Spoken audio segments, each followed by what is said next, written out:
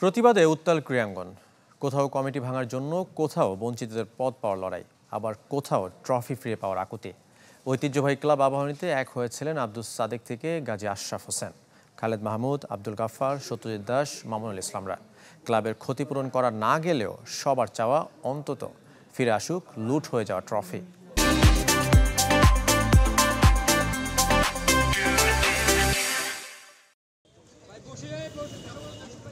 লুট হয়ে যাওয়া ট্রফি ফিরতে শুরু করেছে আবাহনীতে। প্রাথমিকভাবে যে কটির খোঁজ মিলেছে ক্লাবে নিয়ে এসেছেন সংগঠকরা।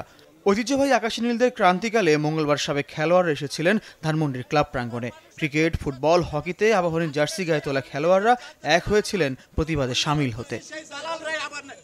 ছিলেন সংগঠকরাও। সবার কণ্ঠে ক্রীড়াঙ্গনে হামলার প্রতিবাদ আর ট্রফি ফিরিয়ে দেওয়ার আহ্বান।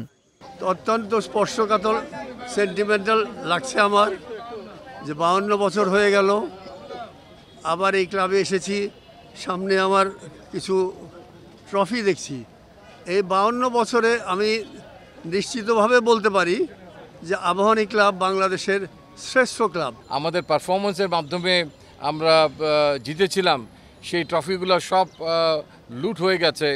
এটা শুনে সত্যি মর্মাহত। খেলার মধ্যে আমি মনে করি রাজনীতিটা ওইভাবে চিন্তা করাটাই ঠিক না।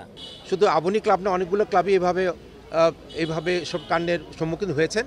সবার নিরাপত্তার একটু ব্যবস্থা করেন। ক্রীড়া উপদেষ্টা আছেন, তার কাছে এই মেসেজটা দিচ্ছি যে আপনারা আমাদের ক্লাবগুলিকে সহযোগিতা করেন এবং ক্লাবের নিরাপত্তার ব্যবস্থা গ্রহণ করেন।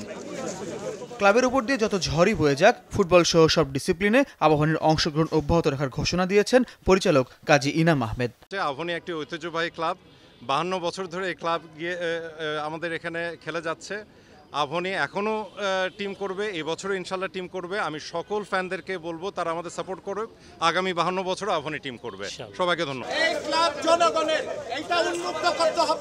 নির্মাণাধীন শেখ কামাল ক্রীড়া কমপ্লেক্সের ভবিষ্যৎ অজানা। তবে সাবেকদের প্রতিবাদে ঢুকে পড়ে প্রতিবাদ জানায় একদল। নিজেদের স্থানীয় দাবি করে ক্লাব মাঠ উন্মুক্ত চাওয়া তাদের। ফয়জুল ইসলাম, চ্যানেল 24, ঢাকা।